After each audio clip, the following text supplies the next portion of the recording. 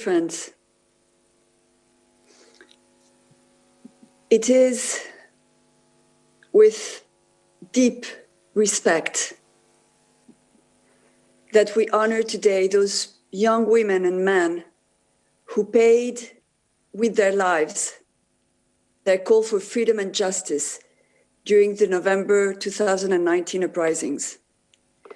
Nothing is more painful than to witness their assassination in front of our eyes without us being able to come to their rescue.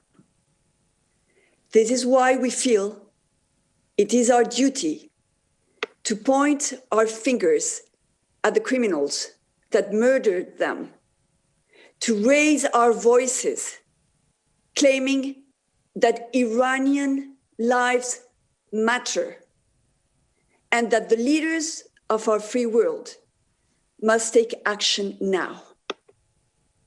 This means understanding that what's happening in Iran has consequences in our daily lives.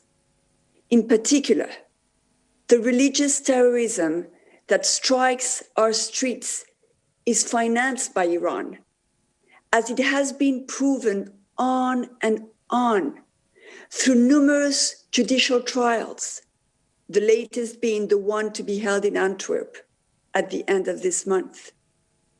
Yes, we are reminded that the Iranian terrorist diplomat, the one facing trial for the foiled Paris bomb plot, aimed to kill many of us on June 2018, has warned that if he is convicted there in Belgium, there will be retaliatory terrorist attacks on European interests in different parts of the world.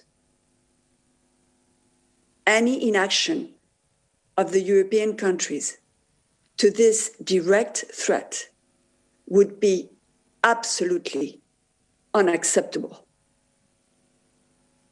But let's not forget also that the social classes who are thought in the West to be the legitimizing bedrock support of the Iranian regime were precisely the ones chanting in the streets against Khamenei and Rouhani as they were being killed by the regime's suppressive forces. Meriem, Rejوی has shown us their faces. We are talking of 1,500 protesters shot in the streets, 4,000 wounded and tortured, 12,000 arrested. This barbaric and brute force was denounced by the UN Commissioner for Human Rights, Mrs. Michelle Bachelet, the former Chilean president, a survivor of Pinochet's dictatorship, who knows precisely what she's talking about. But denouncing is not enough anymore. We need Europe as the Union and each European leader to take an immediate and exemplifying stand. First, by avoiding selling weapons to the Iranian mullahs, weapons that will be used to kill innocent people in Iran. But second and foremost, by not reconducting any nuclear deal with Iran that would lift economic sanctions and give oxygen and even perhaps the nuclear bomb to this insane, bloodthirsty killing machine. For years, we have been confronting the criminal actions of the Iranian regime against its own people, its worldwide terrorist plots, and its international disinformation schemes. We know them, and we have unveiled their wickedness. Still, Iranians do not have access to what we do. The Iranian authoritarian regime controls filters, and shuts down all internet access to information to all Iranians in order to keep them in the dark. In spite of the efforts of the mullah's regime, the light has filtered through every crack, and young people are branding the banners of the MEK while burning Khamenei's portraits.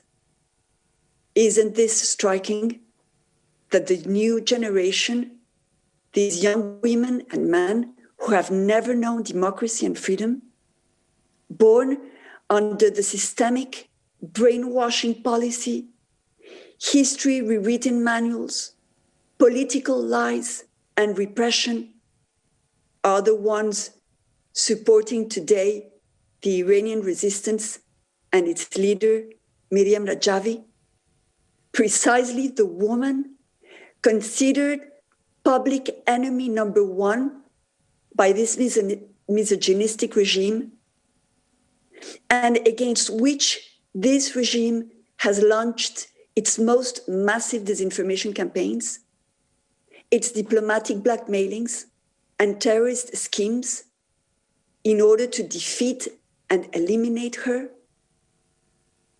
Yes, it is because in November 2019, they were defending her ideas, her 10-point democratic restoration plan, and the hope she embodies towards justice and freedom, that these young people were killed in the streets by the regime's culprits, that they were arrested and executed by the Revolutionary Guards, that they were forcibly disappeared and buried in anonymous mass graves.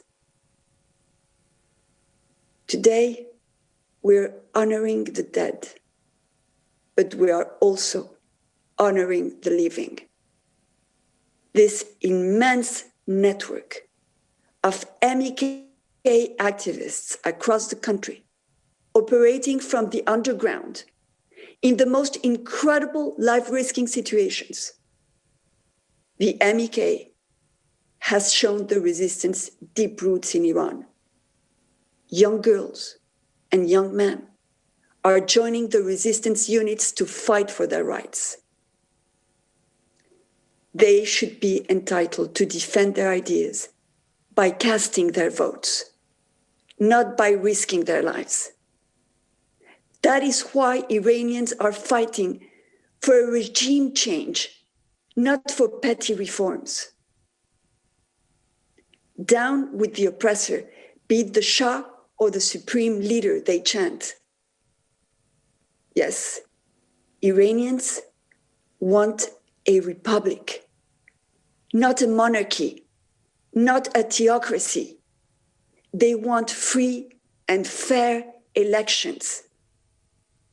And when the whole world has been following by the minute the outcome of the American elections, we are all reminded of the sacred value of voting, while we admire the strength and commitment of democratic institutions.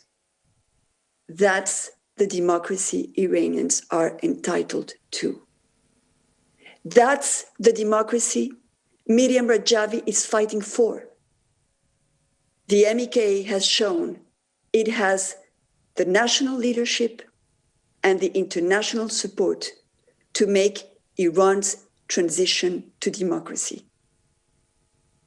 There are no more excuses to any conciliatory policy on Iran. We all have to work together to make sure that our diplomats and leaders understand that it's in the sake of our own interests to recognize the rights of the Iranian people to resist and seek democracy. In this very polarized world, this is not an ideological stand of European liberals or of conservatives, of American Democrats or of Republicans, of worldwide left or of right-wing partisans. we are all bound together in this quest for justice and for freedom. No more appeasement deals with Iranian criminals. And we have the best closing argument, a transitional government with Mrs. Rajvi.